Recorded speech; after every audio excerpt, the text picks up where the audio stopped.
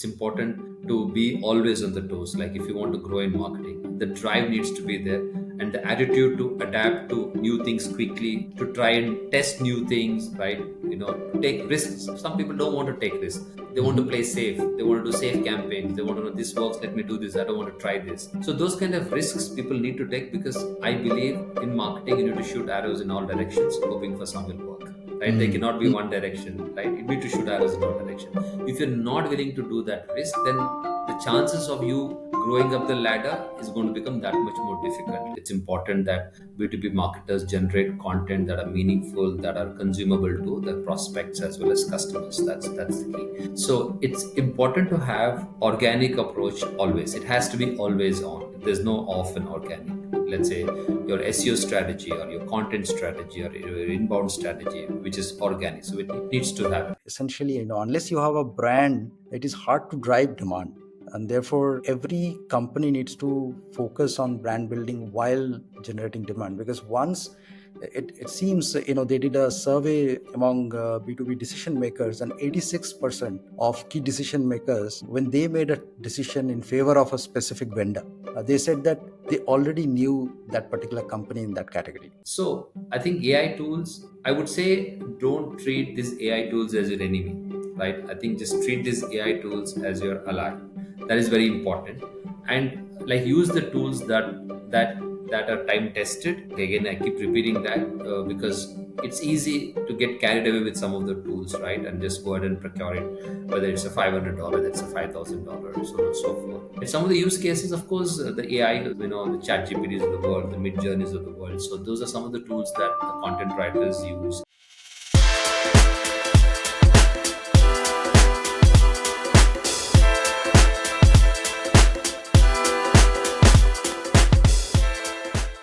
The minute you talk about marketing, people jump to tools because they are easy.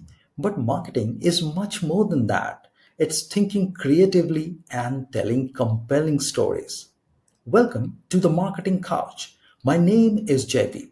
Every week, I speak to a B2B leader and bring you interesting insights and inspiration to help you learn and improve at what you do. Today, I'm joined by Vinod Kumar, the Global Head of Marketing and Vice President at 24/7.ai, where he leads marketing initiatives for a 15,000 employee customer experience leader operating in 10 countries. With 25 plus years in IT and ITS marketing, Vinod specializes in aligning marketing strategies with business outcomes and sales objectives. Our conversation explores the critical sales and marketing partnership, why brand building matters even in demand focused environments, and how content remains the cornerstone of effective B2B strategies. Please like, share, and subscribe if you find value in these conversations. With that, I bring you Vinod Kumar. Hey Vinod, welcome to the Marketing Couch. Thank you, Jaideep. Thank you for having me on this podcast. I'm very excited to have you on the podcast today, and I'm looking forward to the discussion. I can't wait to hear your journey, your stories, and your views on B2B marketing. And as I know that you are one of the senior industry professionals in B2B marketing, and I think we have been talking about it for doing it for a while, but I'm glad that finally we are doing it. Yeah, absolutely. I'm also quite excited and looking forward to share my thoughts and, of course, also learn in the process. Yes, we've been talking about this, and I'm glad that we found a time that we can do this together. Yeah, awesome. Yeah. Let's get started. So I'm going to shoot my first question to you, which is basically, what do you think at the end of the day, as a B2B marketing team leader or a B2B marketing team should be owning within an organization? What is the key charter that B2B? So, I mean, whether it's B2B, B2C, right? I think marketing is a common theme here, right? So, as far as B2B marketing is concerned in an organization, I think it needs to own pretty much everything that comes under the marketing umbrella. So, some of the things, of course, brand, demand generation, analyst relation, partners, and the lead generation, so on and so forth, right? Pretty much everything. So what's important is, while marketing owns all of this, it's important that the marketing aligns with the organizational goals for that year and the next year. So that's very important in terms of the alignment, right? So once the alignment happens in an organizational with organizational goals, and pretty much everything is just more of a BAU. So that's what my take is. People need to own pretty much everything that's under a market. Yeah, one can focus on some of the things that matter for that particular quarter or for that particular year, right? Let's say if there is a strong focus on growth, right? One can focus on demand generation, growth marketing, and lead generation, because that's growth, right? So if there is a focus on like growing some of the high end accounts, one can focus on ABM, account based marketing, so on and so forth.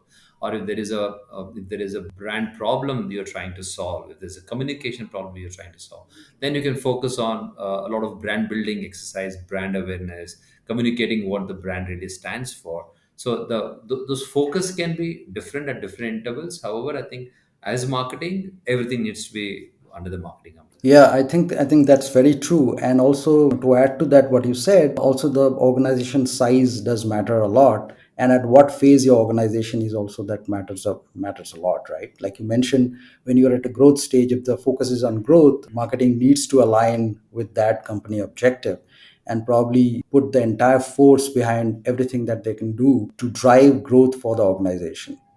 On the other hand, if you are on an exploring mode, you're on expansion mode, I guess you are looking to get into a new market or probably launch a new product, you get into more of a research mode, you get into more of a market development mode, understand where your buyers are and what they are looking for and so on, right? So really, that way marketing, I believe, is quite versatile, isn't it? Absolutely, absolutely. Yeah. I mean, there's no one size fits all approach across organizations, across markets.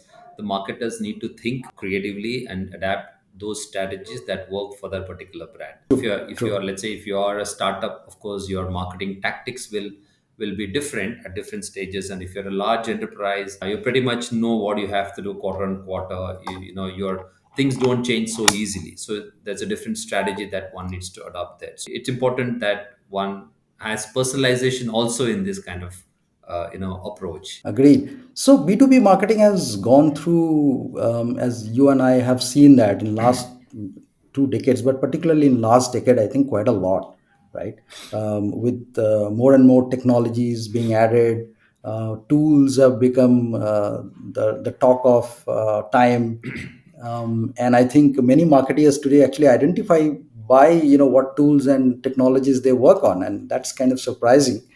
I wanted to take your thoughts on where do you think marketing is headed in 2025? See, I think in terms of, yes, I think the minute you talk about marketing, people like to talk about tools because those are easily available, easy to use, right? I think it's a no-brainer, right? The tool is already developed. You know what the tool will do, what you can do with the tool, right?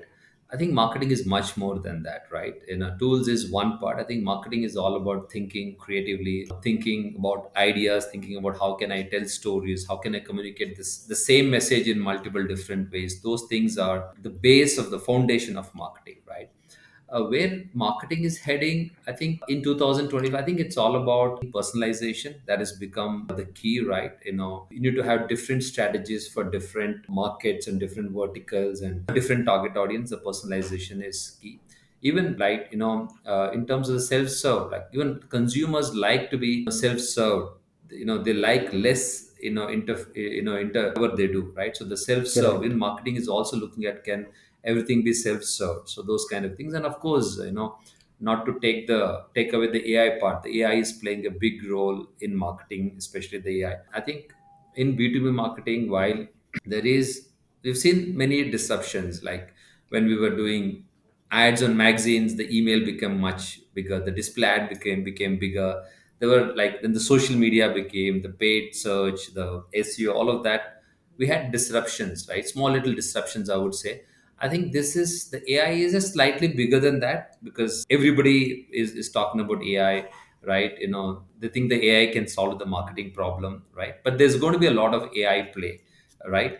Yeah, While yeah. that is there, but I think marketers needs to take a step back and say there is some things that AI can do. There are some things that marketing minds can do. Agreed, agreed. And I'm going to talk about, and we're going to come back to AI a little bit later again, because I think, as you rightly said, that AI is at the center right now, and we can't really skip any discussions without touching AI in some or other shape, right? But let me Absolutely. come back to you, the conversation in a different tangent. So you work for 24/7, and you are the head of marketing there 24/7. Can you briefly talk about what 24/7 does, and whom it caters to, and what services it offers? Yeah, 24/7 is a customer experience management company, right? We also say we are a software and services. Jokingly say when somebody says, what is 24/7 dot A? Hey, 24/7 is 24/7. We cater to, we cater to the market 24/7. Dot A is a product version of it, right? Our primary market is US, and of course, we also operate, a little bit in the APAC markets as well. However, our core has been in terms of our offering. We always kept the technology at the pivot of everything that we offer, be it our services, be it our products. So, and we are present in almost 10 countries. We are about 15,000 people. So, yes, of course, I head the marketing for 24/7. And in terms of our focus has always been, right, and of course, growing the existing business, right, using various marketing tactics and account-based marketing tactics, and grow the existing business. And we have some two initiatives running there. We call it Sage and Camp. Sage Mhm. is strategic account growth engagement, and Camp is customer advocacy marketing program. So that's the two programs that we run for our existing clients. And also, it's a and for the of course for the new for the new markets as well. Of course, we have a strong content strategy. We have a SEO strategy in place, and of course, we have all the other outreach activities with partners and so on and so forth. This is some of the things that we do. That's briefly about 24/7. Who is your customers? If you can briefly talk about what type of companies are your customers, Yeah, our and how are they using verticals. 24/7? Yeah, so basically, I mean, we are primarily a customer. We will support the customer service, industry. Our customers are retail, right? Primarily customers retail, telecom, BFSI, online retail. That's our customers. Of course, our markets have been, of course, the US market. What we bring to the table is that, let's say, if a customer kind of reaches, 1800, how can we make that experience completely seamless, frictionless, and as much as possible, if it can be self-served. That is our game. And of course, we have made grounds there, and of course, we still have some more grounds to cover. That's primarily briefly, not getting into too much detail about, how we do it. Awesome. So going back to the B2B marketing track again, as a head of marketing, what do you think B2B marketing, where do you think B2B marketing can actually create huge impact, given the context of today's situation, be it technology, be it content, and channels, and so on, right? I think we have everything to our disposal today. Unlike 20 years ago, if you are doing marketing, everything used to be almost pretty much paid, right? I mean, nothing was really free. So I think that today is a big change. What do you think? And this is also in the context of there are so much of noise, right? I mean, in the market, the ultimate objective is to create impact. So how does one prioritize and make sure that they are able to create the impact? Yeah, as a B2B marketer, I think it's important to focus. Let's split this into two, internally as well as externally.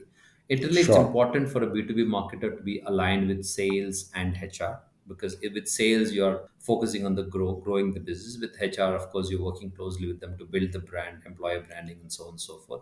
That's very important from an internal standpoint. From an external standpoint, I think it's important to align with influencers, key influencers, meaningful influencers, because there's so many out there. And of course, the relations, analyst relations, and partner ecosystem. Those are some of the things one needs to focus on for high growth. And needs to achieve, let's say, about 15-20% growth, year on year.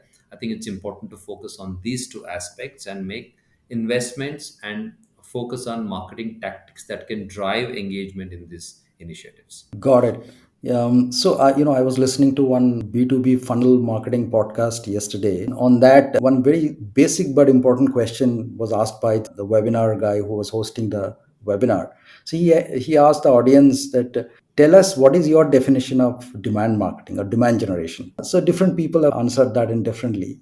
So one of the interesting point that came out from the discussion was that demand generation is closely interlinked with also brand building. Essentially, unless you have a brand, it is hard to drive demand, and therefore every company needs to focus on brand building while generating demand. Because once it seems, they did a survey among B2B decision makers, and 86% of key decision makers, when they made a decision in favor of a specific vendor, they said that they already knew that particular company in that category, which of course is a result of some brand marketing that must have happened from the company side or from the vendor side. So it's interesting that the decision makers are not going to sign up anything before, I guess, the brand is, and the brand can be in a different way coming to the target audience, right? It could be through a LinkedIn post, it could be maybe an analyst report like you mentioned, Absolutely. or it could be somewhere, at an event that they have come across this particular company,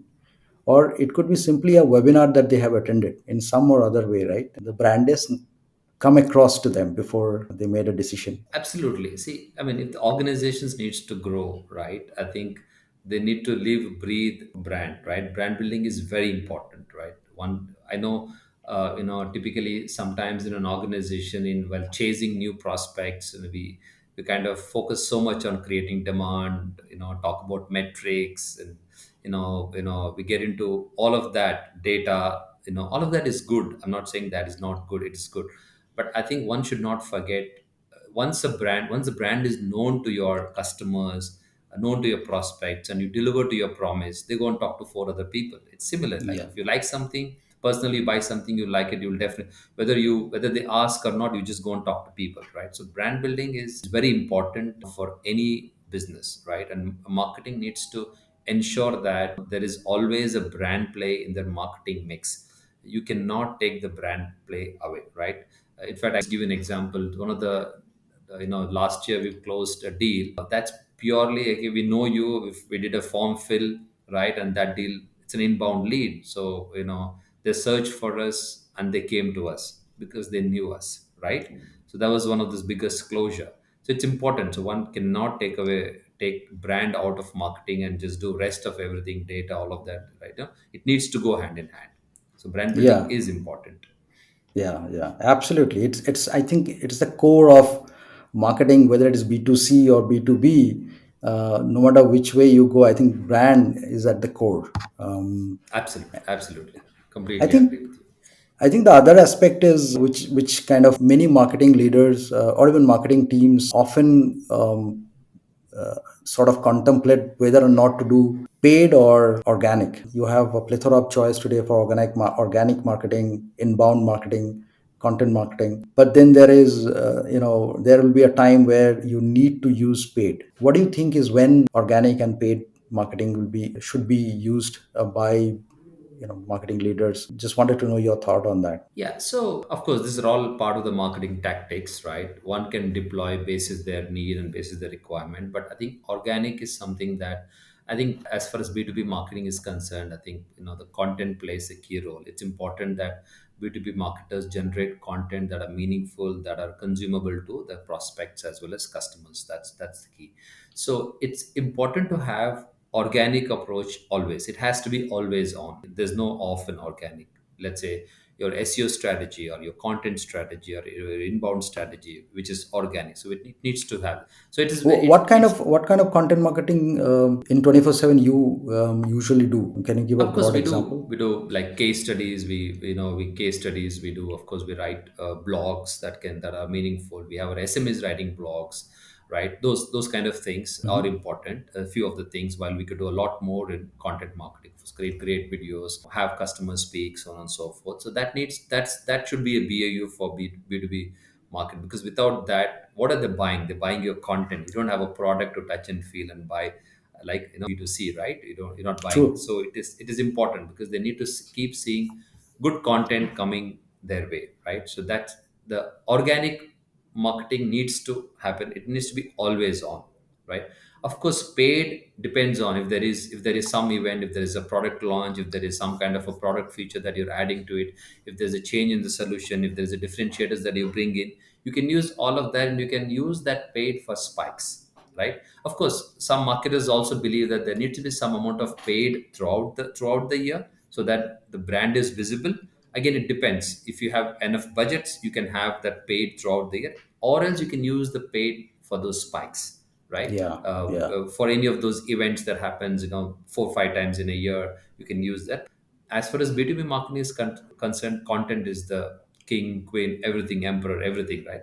You need to generate good content, right? There's meaningful content, so that your customers consume those content, your prospects consume those content, and they come and talk to you about that, about yeah. those things. See, the other interesting, and it is so relatable. The other interesting fact that at any given point of time, only 5% of your customers or prospects are actively buying on social media. They're scouting for vendors to buy. Rest 85% are actually educating themselves. they Absolutely. are they are discovering what is happening, what are the new trends, how are the new what are the new trends in the security, what are the new trends in the customer experience, what are the new trends in AI, what are the new trends in data and personalization, right? So I think, as you mentioned, content is king. Through content is what in B2B marketing, I guess, we are educating our ICPs, our target segments. And I think that is probably a core, again, role of B2B marketing, as you mentioned, right? The education Absolutely. part of it. Yeah. Because when you're following the buyer's journey, and when you're seeing that at a different level, at different stage, what are they looking for, it's only your content that can actually enable the buyers, whether it is learning about a tool or learning about a particular way of doing personalization, self-service, as you mentioned here. The more they learn, and the more they learn from you, the more trust is built, I guess, right? And that's where magic happens, when the real need comes up and the recall is high. Absolutely. Yeah. I mean, creating content is a given, right? But if you can personalize it, right, to the buying groups, and if you can have a great mechanism of sending those content to people that matter, I think you're warming up your prospect list, and your target market. And eventually, when there is a need, they will come to you. And it needs to be consistent. It cannot be just okay. Every 6 months I'm going to send him or her something. It needs to be consistent, right? And the content has to be meaningful. It's not that the five other people have written, you take those content and you refurbish it, and then it doesn't work. People know it, right? They Yeah. know what is a well researched good content, what is just another content that you just sent it, right? Customers are very smart, right? Customers are more smarter than the marketers, right? It's important that the content is personalized as much as possible to the buyer group, so that, and you're sending your own content, your thought leadership. Yeah, great. And like you said, the customers are smart and they can smell whether it is AI generated Absolutely. content versus, or a refurbished content versus an original piece of content, with a lot of research. So you spoke about following, I mean, personalizing the content based on who the buyer is, maybe, and what they're looking for. How do you push this content? I mean, as far as your own strategy is concerned, how do you decide on the channels and for some of this content, and for consumption for your prospects? Yeah, of course. I mean, of course, you have when you have our old, tactic, which is email. You can email them the content. You can have a very strong, I would say, a comprehensive email strategy, so that people still like to receive the email. A lot of people have, I think, a lot of some of the experts have written off email many times, and they still use the email, And right? Of how, course, how there are does other it work? channels. Is it on subscription, or is it a newsletter, Yeah, or we yeah, you could do it in the form of a newsletter. You could do it in the form of the nurture touch programs, right? You could send them, you could send it as part of some of those event communications, so on and so forth. But of course, it's all consent based. It's all subscriber list you need to send. So it's important to have that, and various Mhm. mechanisms you can use, right? You could also, like, if you don't like a long form content, you can create that into a small little snippets, video snippets, and you can send those content through SMEs. There are various ways you can send content, right? It doesn't have to be just always written. Right. So email is one. What else Email is from? one, of course. And if you're I know if they're active on your social channels, right? If you can use some of the social tools, let's say the LinkedIn can be used. Some of them active on maybe Instagram. Very less folks prefer a B2B content on Instagram. That has been my experience. Mhm. Maybe there are different stories with other marketers, but you can use those channels: social media, email, right? Any other channels that you can use. In fact, we even tried, you could even do a direct mailer, right? It's Right. it's an old thing, but Yes. if you don't need to do it for all. You can just maybe the top 10, top 50, top 30. You can even do that because Hmm. sometimes those gets attention right now, right? Right. Yeah. Right. So, it's a good segue to ask probably or talk about ABM. I remember you mentioned about ABM as well. And I think ABM is probably another important way to sort of do direct marketing, right? Where you probably have already done a good research within the account, the important decision makers, and you understand their roles, you understand probably what they may be looking for and what kind of content they may be consuming, right? So what do you think ABM, as far as B2B marketing is concerned, is playing a role, and does that work really, in your experience? What's your take on that? Yeah, so ABM works provided you have done enough and more research before even you start an ABM, right? It's important to kind of decide which are the top 50, top 20, top 15. It doesn't have to be, number is not the game here. It is less is more here, right? You need to decide those accounts that you want to go after, even a particular market. I think a lot of research needs to go into each of those accounts, right? Doing, where are they in the buying cycle? Are they with the competition? Are they really looking for any buying? And then create buying groups within each of those accounts. And then, of course, have a strategy to go after each of those buying groups, whether in the form of a webinar or a live event, any sorts of engagement. So it's important to, and I think if you're looking for quick results, I don't think ABM is the way. ABM takes time. It's like organic, right? It takes time. You need to really nurture the prospect, nurture your base, and then it will give results in the long run. Only if you have the patience. I'm talking about primarily enterprise. If you have the patience, if you really have the buy-in of your organization, saying that okay, we're going to do ABM. This is the top 50 accounts that we want to go after, and we want to win them in the next 5 years. That is the kind of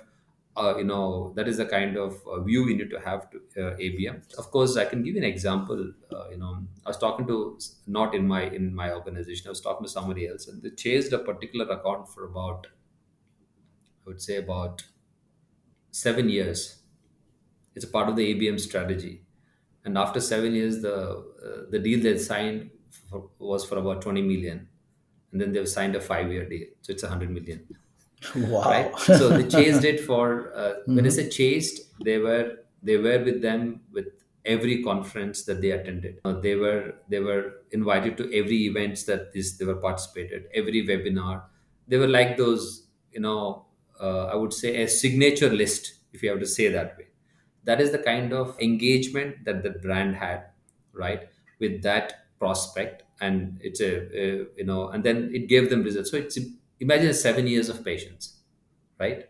So you need to have a long-term strategy for ABM. ABM is not okay. You have a set of accounts and you do five tactics and you're going to get results in the next quarter. I don't think that will work. And the Yeah. ABM, like you mentioned in your initially, like ABM, I think the strategy of ABM should be for a certain organizations, whether it's let's say a mid market or even an enterprise. I think the startups or even the small organizations should not adopt ABM strategy as a first strategy. I mean, there are other things that they can, because they still need to explore markets, they still need to bring in more customers to their kitty, and so on and so forth. Yeah, and I guess the smaller companies or point solution companies sometimes may not require multiple decision makers in the buying Absolutely, cycle, right? absolutely. And therefore, ABM probably is not the right strategy. Besides, ABM is an expensive program, right? I mean, It it is. It requires is expensive. organizationals, not just in terms of financial investments, I guess, it also requires in terms of people's bandwidth, management bandwidth. ABM also very closely work with sales team. And can you share your experience in 24/7, how you work with sales? Because I know you work quite closely, I guess, with sales. And that I think is for many B2B marketing leaders is still a challenge, right? It's not that everyone can actually work very closely. While we know either side, right? It's very important to stay aligned on the organizational objective, and then basically different people are carrying different baton and using like a relay race when who is going to have a lead and who is going to have the sub. How do Absolutely, yeah. you play your lead and sub role with sales? No, yeah. So you cannot, if you're a B2B marketing person, you need to make your sales as your partners, right? Yeah. It's very important, right? That needs to come in, right? So you need to align your strategies, certain amount of strategies, align with the sales, because at the end of the day, they're the one who's selling, right? Marketing is not selling, right? So it's important that alignment is very important, right? And in terms of, you rightly said, even for ABM to be successful, it's important that sales is aligned to that ABM approach, because sales can also run out of patience. Way we've been spending so much time for the last 3 quarters, nothing's coming out of it, right? The patience can run out. So it's very important that alignment is very important. So some of those basic things to align with sales, right? So they always have a wish list. So we also have some of those top accounts, right? So as far as the demand gen, lead gen is concerned, if you can have sales in your meetings or in your planning, and if they buy in, and if they see that there is progress that is happening, and you're constantly updating sales, this is a progress that's happening, this is what we are trying to do, this is how we are progressing, and this, so sales sees that, okay, marketing is moving in the direction that I would like to move. So then they start believing in you. And then of course results matter. You need to start delivering results, and then once you start delivering results, and once the buy-in in your process, that's when they start building confidence in marketing. And once that is built, then it's pretty much easy to kind of, I wouldn't not say easy, it's simpler to kind of again convince them on a new program. Hey, can we participate in this event? Like the other event that we participated gave you results, but why don't we look at this event, because this can help us build more brand, and this and get us more lists, and so on and so forth. So it is important that alignment, right? So I always sometimes joke, sales and marketing, right, in an organization is a husband and wife. So you cannot, especially for B2B marketing, you will have problems all the time, but you will find solutions all the time. It needs to be like Yeah. that. Yeah, it's a love and hate relationship, but Absolutely, one yeah. cannot one cannot survive with another, Yes. so I think And if and you I think can, it, yeah. yeah, just if sales can really sign off on what marketing is doing, I think you got it right. Yeah, I mean, absolutely. And that is what I was getting at. Like, I think at the end of the day, the trouble starts in paradise when they work in silos. Yes. I think most of the time the problem is silos. Organizational silos are a massive issue, a massive problem. People are absolutely comfortable in most cases when you take them along with you, when Hmm. you show them the path that you are traveling, and you tell them that here are three things I've already tried, three are the three things I'm actually trying now, and here are some of the initial reactions and answers and responses, and here are none, right?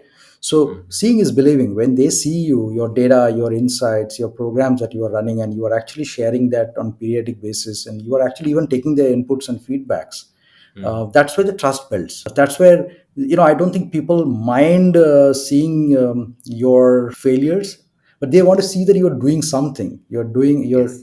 actioning, right? So Yeah. the typical complaint that when I talk to my peers, is that, like, my colleagues, they always a complaint, sales complaint saying marketing doesn't listen. So my advice to marketers, or even the young marketers, listen to sales. It's important. So, Vinod, I wanted to touch upon on one important aspect in this rise of technologies and tools so much today in marketing.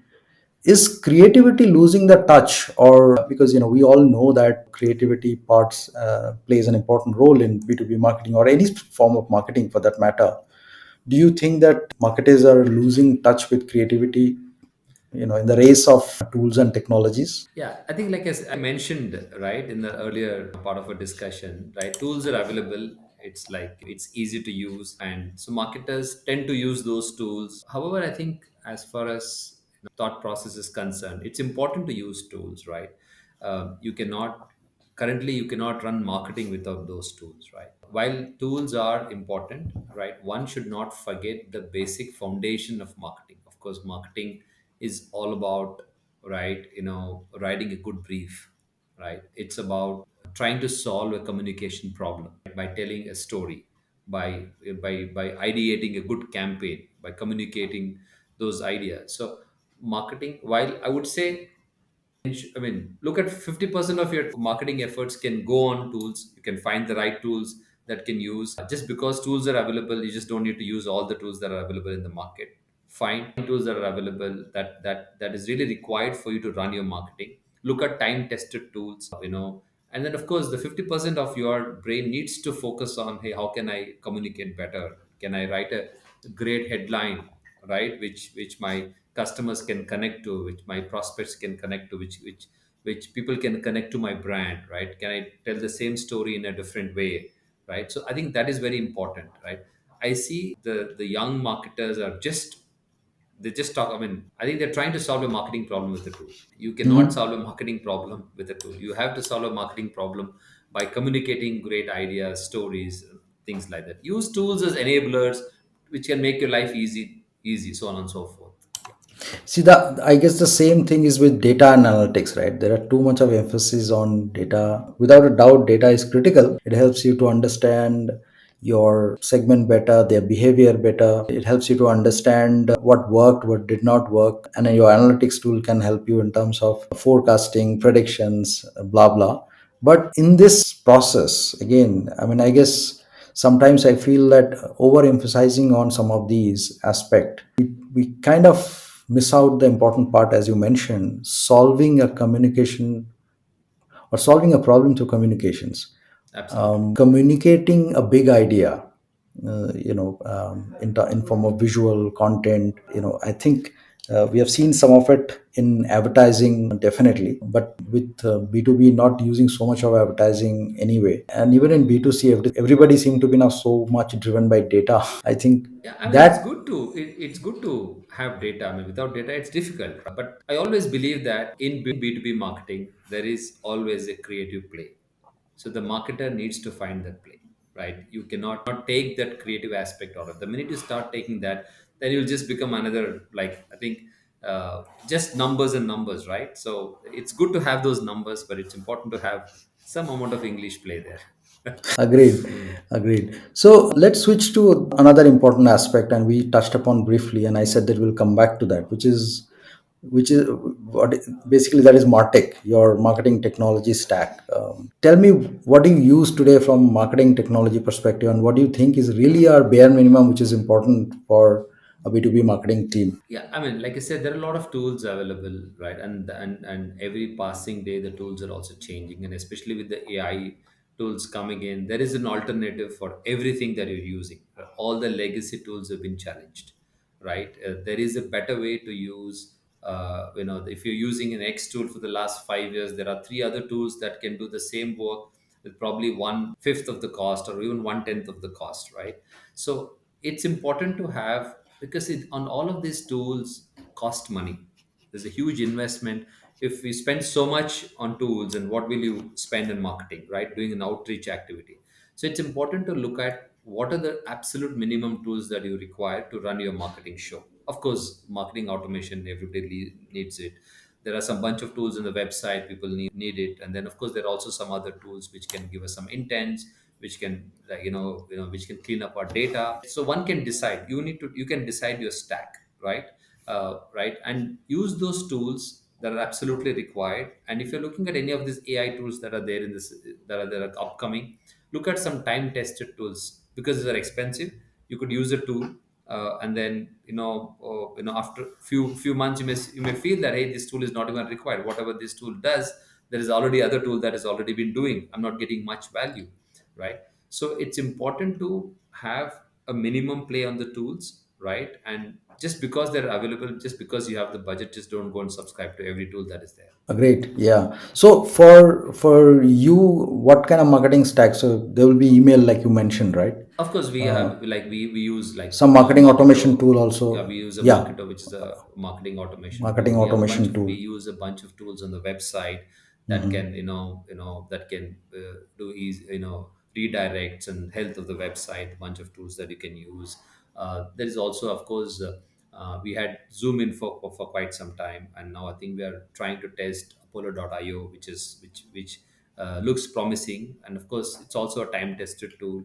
There are other email marketing tools which even our lead generation team uses. Let's say the Sales Handy. We also tried, which is an intent based Based. tool, which is Eva bot. But when we tried it, it was very promising.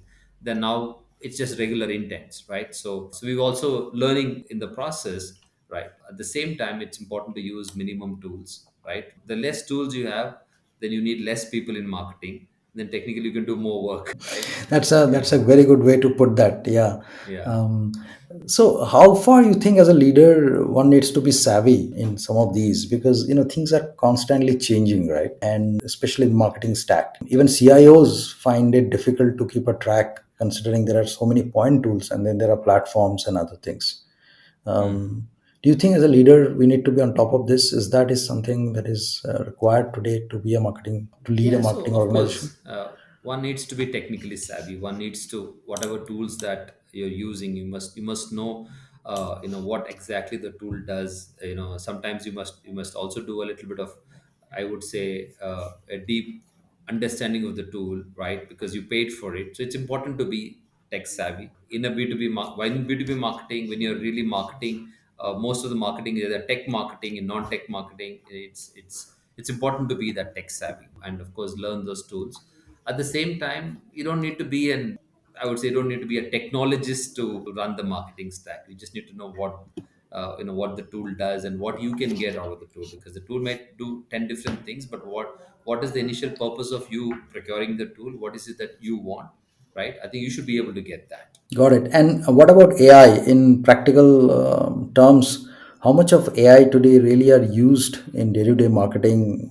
Is it still at the early stage, or do you think companies have See, AI already is a hot adopted well? topic, right? Every marketer is talking What are about the AI. minimum use cases you think we have right now for AI Yeah. in B2B? So I think, yeah, while there is a lot of hype, while everybody thinks that AI is going to change the way marketing functions, I would, like I said, this is the slightly a bigger disruption that B2B marketing had compared to the past technologies that are intervened and is easily available for free. People can use it, so on and so forth. So I think AI tools, I would say, don't treat these AI tools as your enemy, right? I think just treat these AI tools as your ally, right? That is very important. And like use the tools that are time tested. Like again, I keep repeating that because it's easy to get carried away with some of the tools, right? And just go ahead and procure it, whether it's a $500, whether it's a $5,000, so on and so forth. Right. Some of the use cases, of course, the AI is, the chat GPTs of the world, the mid journeys of the world. So those are some of the tools that the content writers use. We used to use Grammarly before. We used to use Quillboard before. There's no different, right? It's just a little more advanced right now. So those tools, and of course the mid journeys, and even the Adobe offers quite a bit for the designers already. And Adobe, we've been using it since the day marketing started, right? At least for the last 20 years that I know of, right? Sure. Corel Draw, Adobe. It is Yeah. just that they've introduced the AI part of it. This is some of Mhm. the things that you can say, yes, it has worked, but there are stories that we also hear that people create campaigns out of mid journeys and the brand can't carry it, right? And it doesn't look natural, it looks artificial, and customers' reactions are not that great. So there are these kind of things that also happens when you use AI. So use AI to your advantage, right? It is definitely enabler. It can make your life more easier, but at the end of the day, it's important to focus on the marketing objectives, what you're trying to achieve. Agreed. Yeah. And frankly speaking, we know that AI is not new either, right? I mean, the predictive side of AI was there for a It is while. always there, yeah. Yeah. And it's only the generative side of AI, and now agentic is the new kid in the block. Yeah, Uh, it's become that, faster, it's become quicker, it becomes, right, that's why I say it's like, there's going to be an AI talk at least for the next couple of years, right? While it's there, enjoy it. Like I would say, just use it like a toy and enjoy it and see what you can get out of this, because it's going to I think it's going to slow down. It's going to, and the reality is going to hit, right? But of course, it's not going to go off completely, in my view. It will be there as your AI, as your assistant, to do yeah. things much easy. Yeah. So let's switch gear. Vinod, I wanted to talk about a little bit on the on marketing as a career, and one of the things that has changed. We were discussing in marketing, I think in last 20 years, but more important, last 10 years, and maybe even 5 years, is that marketing has become more tools and technologies focused, right? So, what do you think are today the core skills marketers need to have or build for them to grow faster in their career? Right? I have seen many times a bunch of marketing graduates from MBA schools start their career from the same place, starting point, but then eventually maybe small percentage of people they go a long way, they grow quickly, they rise on top. You have risen in your career at a top position, but not every marketer, truth to be told, actually reach that level, right?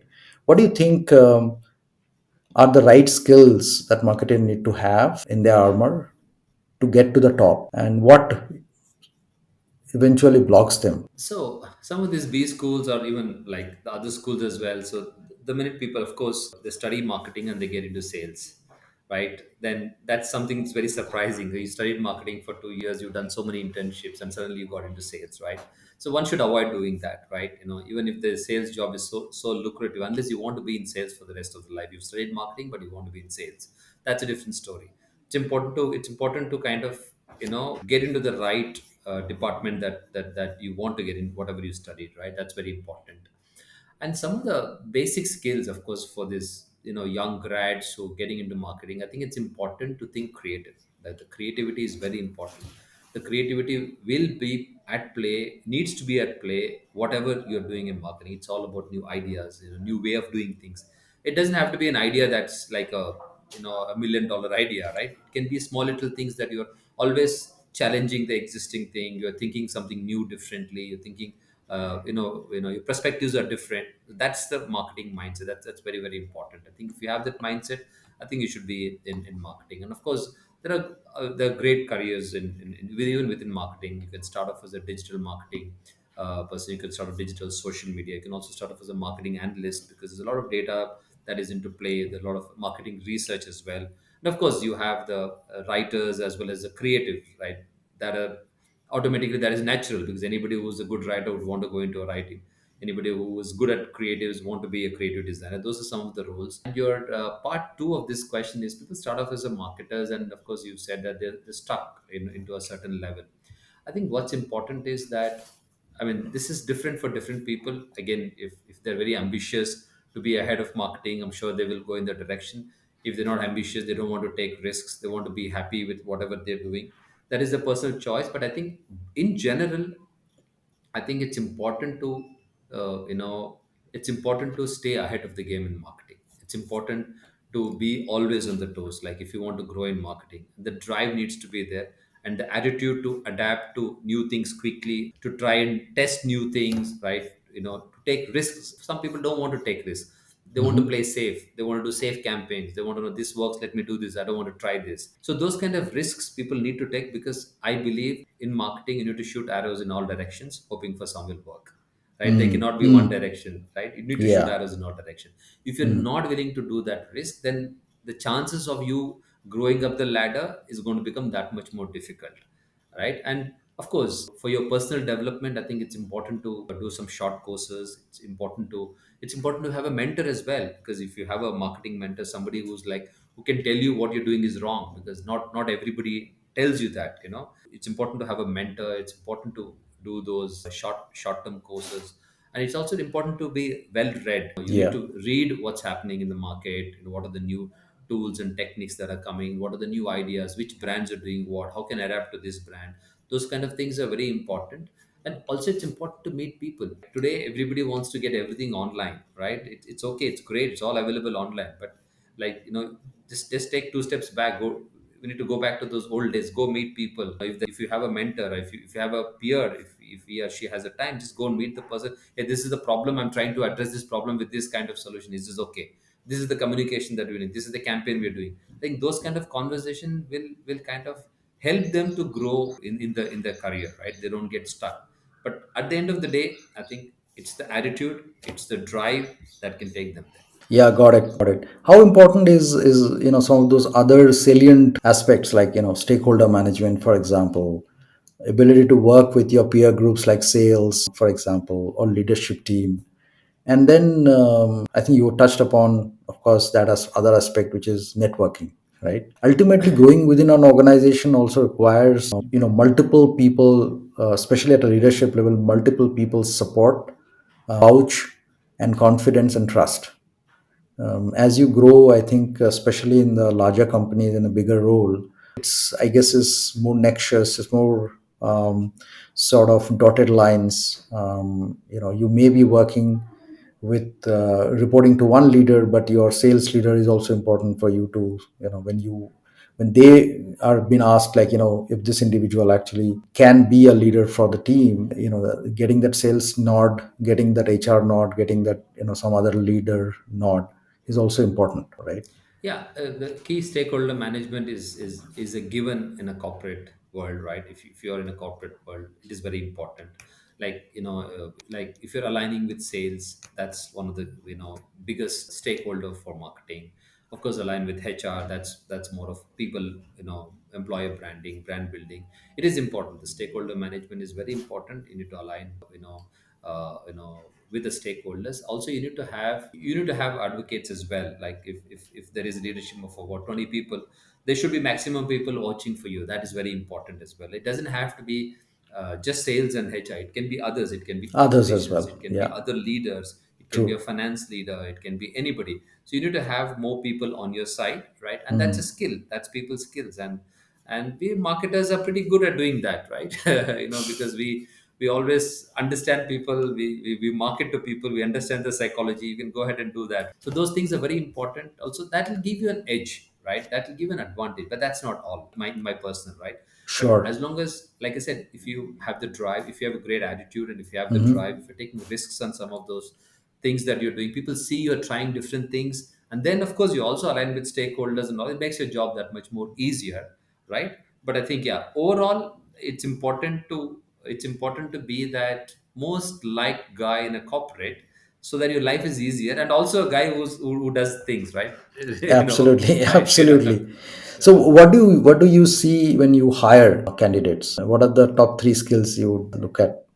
Depends on what roles I'm hiring for. If I'm hiring for a fairly junior person, right, or a mid person or a senior, so I think while the skills are important, we will. I mean, I'll look at whatever skills that I'm hiring the person for, whether the person has the right skill sets or not. That is a given. We need to, because if the person doesn't have the skill sets, I don't think we can hire that person, right? Above all, whether I think some of the things I look at is, like, I'll go back to my previous answer, whether the person has got an attitude to kind of do things differently, whether the person is driven, or whether the person is creative, whether he can take risks, right? Or is a safe player. So we look at all of those again. This is for different levels of people. We look at all of that, and then of course we hire. Yeah, like if you hire for a creative role, we want to see whether the person is really creative. How has his creative work has changed in the last 3 4 5 years? How is he adapting to the new technologies? Is he challenging? Is he making them? Is he using those technologies? And if you're hiring for a marketing analyst or a marketing automation, we look at his or her technical skills, like analytical skills, so on and so forth. But I think it's Yeah, important for a marketing person. It's important to be creative. It's important to kind of have a different thinking approach. At the same time, think differently, have a perspective, and then of course try the things that normally others would not do. Like take a calculated risk. We're not taking right. take a big risk and don't want to put like 5K under the bus, right? Take that calculated Correct. risks. Yeah. Correct. Correct. Okay. And what do you do personally to keep yourself updated with so much of changes going around? With myself, like, Yeah, of course, yourself. I read. I'm quite slow in reading books, but I read a lot of articles that are available and things like that. And I meet people. I meet people, like-minded people, of course, marketers. I exchange views and things like that. I also meet a lot of young marketers. I like to meet because I want to understand, how the mind is thinking, what is their view on, so that we can learn from that. Of course, the tools are always there to kind of, to learn, to keep yourself, updated, in the market. This is some of the things that I do personally, to kind of, to keep updated. Got it. Got it. And where can find people can find you, if they want to connect with you? Yeah, they can find me on LinkedIn. Though my name is a common name, you can try and type the full name, or we can even give the link, in this Yes, I'll share podcast, your right? LinkedIn Yeah, they handle. can connect, and yeah, I accept all invites and I respond to most of the messages. That's awesome. Yeah, now that has become part of, I think, all of our, sort of part of our Yeah, it may be roles and delayed, but it won't be responsibilities. denied. Yeah. Nicely put. Great. So it I think has been a fascinating conversation with you, and I think we have moved through a lot of aspects of B2B marketing, touched upon B2B marketing or marketers, how they work with sales, what are the different tactics that are currently being deployed, how you use different channels and marketing stack. And then, we spoke about AI, we spoke about MarTech, we also spoke about careers. And I think you also shared how you keep yourself updated with the latest and greatest that are happening outside. So it is wonderful to have you, here. And I enjoyed this conversation thoroughly. I hope you enjoyed too. Absolutely. Thank you so much for inviting me to this podcast, and I really enjoyed this conversation. And it's great we managed to touch upon most of the aspects. And of course, there's nothing right or wrong. These are my views, personal views, right? Again, every marketing is marketing campaign. Everything is an experiment, right? We, That's we, true. we have to wait for the results to come, and we have to find the outcomes, right? So, great conversation. And yeah, if the viewers have any questions, if they have a different point of view, happy to listen, happy to learn. You can connect with me on LinkedIn, and of course, you can drop me a note. Yeah. So, That's awesome. And the way marketing is changing and everything is changing thanks to AI. I see that in, maybe again in the near future we'll again connect one more time and talk about what's latest at that time, right? Um, absolutely. Yeah. Yeah. I promise I won't have an AI assistant with me. Who knows? You cannot guarantee now anything. Yeah. All right, Vinod, thank you so much. We'll talk to you soon again. Yeah. Thanks. Thanks for your time.